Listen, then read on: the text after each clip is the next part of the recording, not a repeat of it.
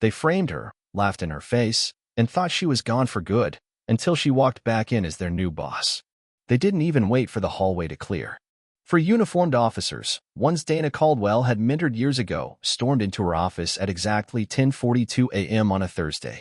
Their hands were already on their cuffs, like they'd rehearsed it all morning.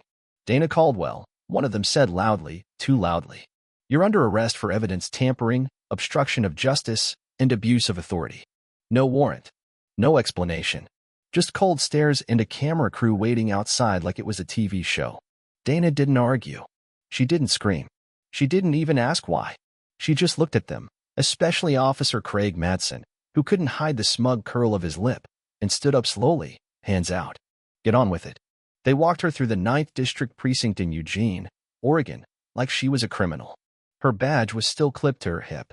Her service weapon still holstered. No one said a word. The front desk sergeant turned away. A rookie she'd helped pass firearms training barely made eye contact. Everyone knew. Everyone had heard the whispers. Some had even helped spread them.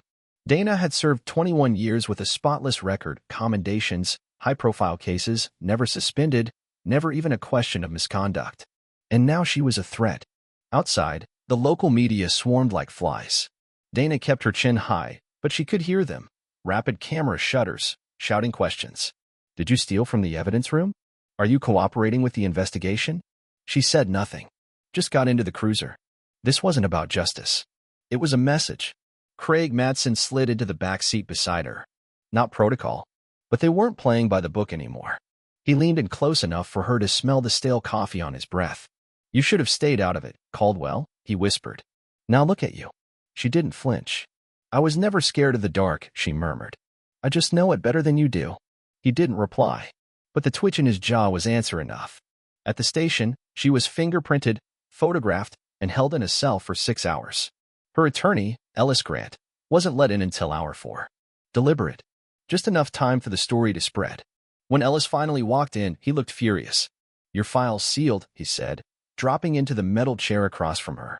"Nothing's official, but this stinks. Internal affairs isn't even involved." This came straight from the top. She exhaled slowly. "You think it's Madsen?" Ellis nodded. "Him. And others. Coordinated. I don't know what you stepped on, but they're covering something. And they're scared." She'd seen it coming. Files gone missing. Cases redirected. Logs mysteriously altered. When she asked questions, she was told she was being paranoid. Now they'd made it clear, asking questions was dangerous. But it wasn't just about her. There were victims out there, real ones, whose cases had been buried because the wrong names were involved. If she was going down, she wasn't going alone.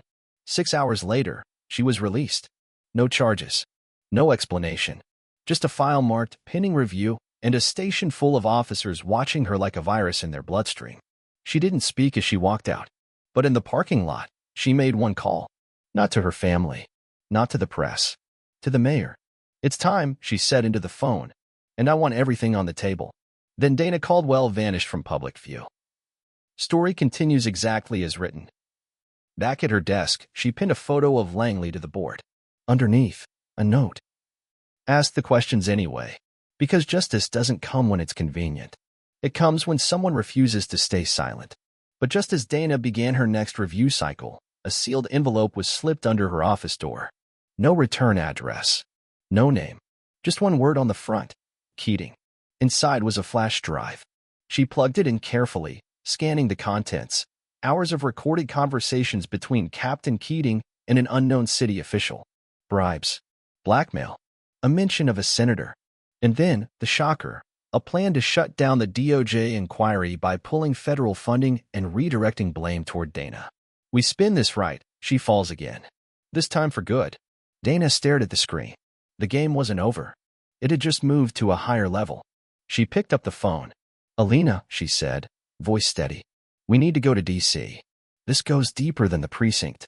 It's not just about bad cops. It's about power. And I'm not done yet."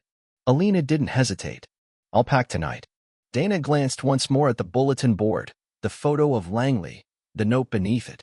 Then she turned off the light. Some storms don't pass. Some storms come back stronger. And Dana Caldwell was the storm. Dana glanced once more at the bulletin board, the photo of Langley, the note beneath it. Then she turned off the light. Some storms don't pass. Some storms come back stronger. And Dana Caldwell was the storm. 3 weeks later, Dana and Alina walked the marbled halls of a federal building in Washington, D.C., armed not with weapons, but with a meticulously prepared case file and a list of names that reached beyond Oregon. They were ushered into a private conference room under tight security. 3 officials from the Department of Justice were already seated, joined by a special counsel from the Senate Committee on Oversight. Dana opened the folder and began. The corruption in Eugene's 9th District wasn't an isolated failure. It was part of a containment strategy. Internal cover-ups enabled by budget pressures, political shielding, and in some cases, intentional sabotage from high-ranking city and state officials. One of the DOJ officials raised an eyebrow. "Do you have the evidence to support that?" Dana slid forward a separate flash drive. "I do. Recorded calls. Memo leaks. A cross-reference list of falsified IA closures matched against campaign contributions." The room grew colder. They listened. They questioned. They tried to poke holes. But by the end of the tower meeting, it was clear Dana had something too big to ignore. Outside the building, Alina asked, "Do you think they'll act?" Dana looked toward the Capitol dome. "They already have. They just didn't know it yet."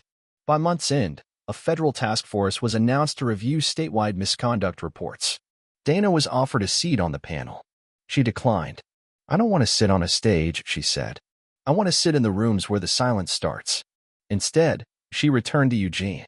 When she walked back into the precinct this time, it wasn't in cuffs or with fanfare.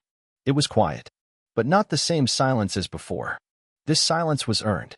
The locker rooms had changed. So had the conversations. Recruits were asking new questions. Veterans were reviewing old habits. And Dana? She was rebuilding. One file at a time. One officer at a time.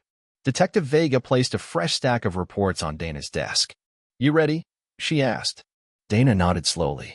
"Always." Months later, the DOJ indicted 3 high-ranking officials in connection with the cover-up Dana had uncovered. One of them had once been a rising star rumored for a Senate run. When asked by reporters how a precinct commander had dismantled a network of corruption, a DOJ spokesperson simply said, "She refused to stay silent." One evening, Dana stood alone in the city park. There was no press, no badge, no gun. Just her and the wind rustling through the trees. She reached into her coat pocket and took out a folded paper, a photocopy of her very first commendation. On the back, she'd written, "Truth needs a voice, even when it trembles." She burned it gently in a small metal dish and let the ashes scatter. Because Dana Caldwell wasn't chasing titles. She was chasing change. And she wasn't done. Not by a long shot.